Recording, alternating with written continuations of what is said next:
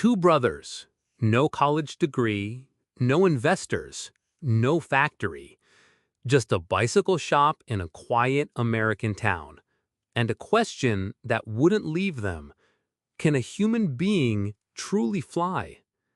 The year is the late 1800s. Trains thunder across the land. Telegraph lines carry voices faster than horses. But the sky? The sky is still closed. Balloons drift where the wind decides. Gliders fall when the air grows weak. Newspapers laugh at flying machines, calling them toys and fantasies. Yet in Dayton, Ohio, two sons of a preacher are watching the birds. They study every tilt of a wing, every dive, every climb.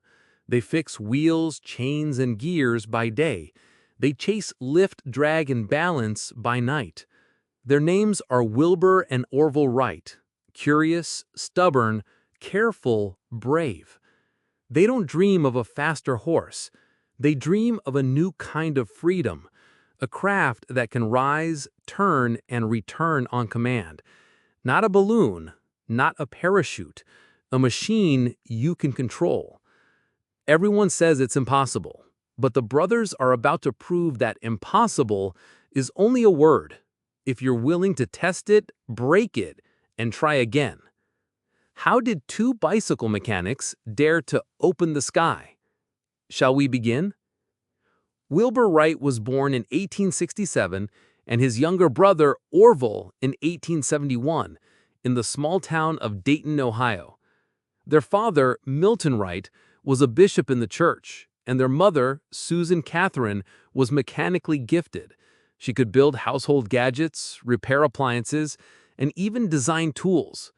From her, the boys inherited not only clever hands, but also curious minds. As children, they were restless learners. They didn't come from wealth, but their house was filled with books. Their father often brought home newspapers and magazines, pushing them to explore ideas beyond Dayton. One day, he handed them a small toy helicopter powered by rubber bands. It whirred into the air, hovered briefly, then fluttered down. For the brothers, it wasn't just a toy, it was a mystery. How could something so small rise against gravity? Could that same principle lift something much larger, even a person? That childhood question burned in them for years. By their teenage years, they weren't dreaming of horses or carriages. They were sketching machines, turning gears in their minds, waiting for the day to test the impossible. But dreams alone weren't enough. They needed a workshop, a skill, and a place to begin. Where would they find it? In the 1890s, America was gripped by a new craze, the bicycle. For the first time, ordinary people could travel long distances under their own power, cheaply and freely. Cities were full of riders, and bicycles became symbols of modern freedom. The Wright brothers, always curious, saw more than just a passing trend. They saw an opportunity.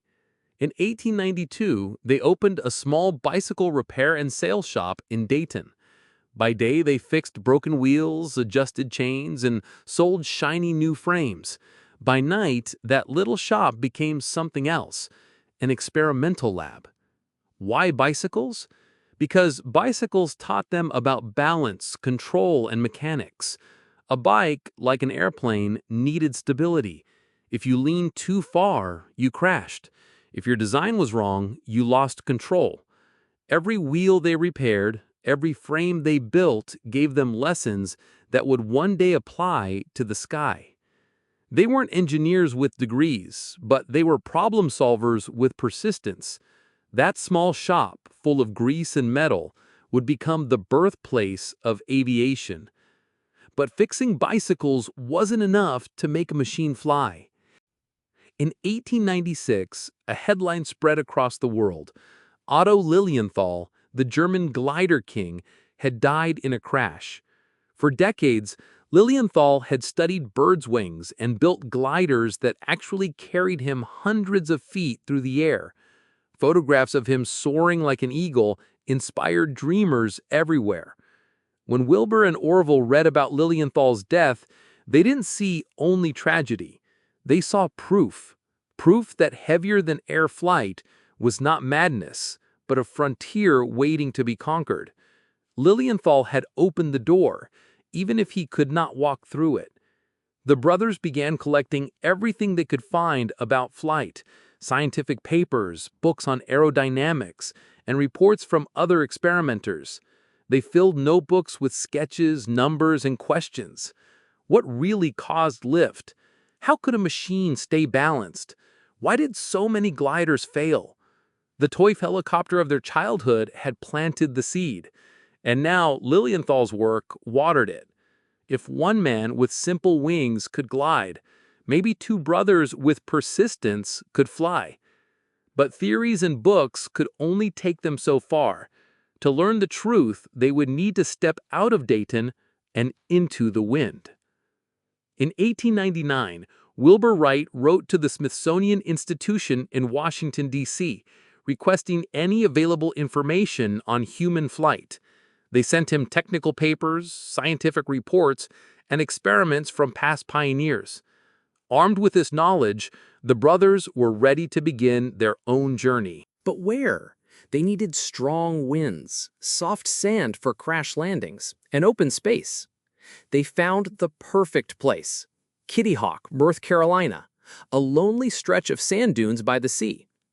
In 1900, they carried their first glider there. It was simple: wings of fabric stretched over wood, with controls designed to tilt and steer. At first it flew, but never as high or as long as they hoped. By 1901, they returned with a bigger model, but again, disappointment. Their calculations were wrong. The wings did not lift as the books predicted. Many flights ended in crashes, the brothers tumbling into sand. Most men would have quit, but the Wrights weren't most men. Each failure whispered a new lesson. Still, they knew. If the books were wrong, they would have to write their own laws of flight. But how? By 1901, the Wright brothers were frustrated. The formulas in textbooks and the data from earlier pioneers didn't match their results. Other experimenters gave up, blaming nature. But Wilbur and Orville refused to stop. If the numbers were wrong, they would find the truth themselves. Back in their Dayton bicycle shop, they built a wind tunnel, a wooden box with a fan that pushed air over miniature wings. Piece by piece, they tested hundreds of wing shapes, angles, and curves. They measured lift and drag with homemade instruments. The results were shocking. The data used by scientists for decades had been flawed. By discovering the correct values, the brothers unlocked the real science of flight. In 1902, they returned to Kitty Hawk with a new glider, based on their experiments. This time, it worked. They could steer left and right using a movable rudder, balance with wing warping, and keep the craft stable in the air. For the first time, they had control. The dream of flight was no longer just hope. It was within reach. But could they move from gliding to true powered flight? Only one test would answer that question. It was a freezing morning on December 17, 1903 at Kitty Hawk. The wind howled across the sand dunes, sharp and biting. Most people would have stayed inside, but the Wright brothers were preparing history. Their machine, the Flyer, stood ready. It was fragile, a wooden frame covered in fabric, a small gasoline engine, and two propellers they had carved themselves. It looked more like a giant kite than a machine of the future. Even they knew it might break apart at once. Orville won the coin toss to pilot the first attempt. Lying face down on the Flyer's wing, hands tight on the controls, he waited as Wilbur steadied the craft. The engine sputtered, the propellers spun, and with a push down the wooden rail, the Flyer lifted. For 12 seconds, it soared through the air, covering 120 feet. It was short, clumsy, almost laughable to an outsider, but it was controlled, powered, and sustained, something no human had ever done before. They flew 3 more times that day, each longer than the last. The longest lasted nearly a full minute. The age of flight had begun. Yet the world was not ready to believe. Would anyone take two bicycle makers seriously? You might think that after December 1903, the world would celebrate the Wright brothers as heroes. But reality was very different. Newspapers barely reported the Kitty Hawk flights. Many scientists dismissed the story as exaggeration or even fraud. How could two unknown bicycle makers succeed where trained engineers and wealthy inventors had failed? For the next few years, the brothers returned to Dayton and quietly improved their designs. They built better flyers, adding stronger engines, longer wings, and more reliable controls. By 1905, they could stay in the air for nearly 40 minutes, circling fields with complete control. Still, America looked away. Frustrated, they began seeking official contracts, first from the US government, then in Europe. But recognition came slowly. Instead of applause, they often faced patent disputes, lawsuits, and rivals who tried to copy their designs without credit. By 1908, public demonstrations in France stunned audiences, proving for once and for all that controlled flight was real. The same newspapers that once laughed now shouted their names. But what would this new power mean for the world? Peace or destruction? Once the world finally believed, everything changed. By 1909, the Wright brothers were international celebrities, invited to showcase their flying machines across Europe and America. Crowds gasped as their planes circled above fields, dipping, climbing, and turning with grace. It was no longer a dream. Flight was real, and it belonged to the future. But with recognition came responsibility. Governments quickly realized the military potential of airplanes. The U.S. Army purchased its first Wright Flyer in 1909. Soon after, European powers followed. What had begun as two brothers chasing a childhood dream was now reshaping the balance of global power. Airplanes promised not only travel and exploration, but also warfare and destruction. At the same time, ordinary people began to imagine a new kind of world. A world where you could fly across continents, where distance was no longer a barrier. The Wrights had not just built a machine, they had shrunk the Earth. Still, their success carried heavy costs. Competitors copied their designs, lawsuits drained their energy, and arguments even strained the bond between the brothers. Could the men who opened the skies hold on to their own peace? By the 1910s, the Wright brothers had changed human history forever. Wilbur, the elder brother, passed away in 1912 at just 45, leaving Orville to carry their legacy.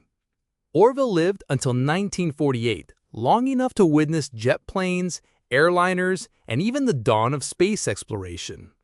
Imagine, the man who once built gliders in sand dunes lived to see the sky filled with roaring aircraft. Their story is more than just about flight. It is about vision, persistence, and courage. Two sons of a preacher, armed with bicycles and stubborn determination, rewrote the limits of what humanity could achieve. They faced ridicule, crashes, lawsuits, and doubt. But every fall was followed by another attempt, every failure a step closer to success. Today, every plane that crosses the sky, every passenger jet, every space rocket carries the invisible fingerprints of Wilbur and Orville Wright. They prove the simple truth: dreams take off when you refuse to quit. So the next time you see an airplane above, remember, it all began with two brothers, a toy helicopter, and a dream that the world thought was impossible. If their story inspired you, stay with us for more powerful journeys. Subscribe and let's keep flying higher together.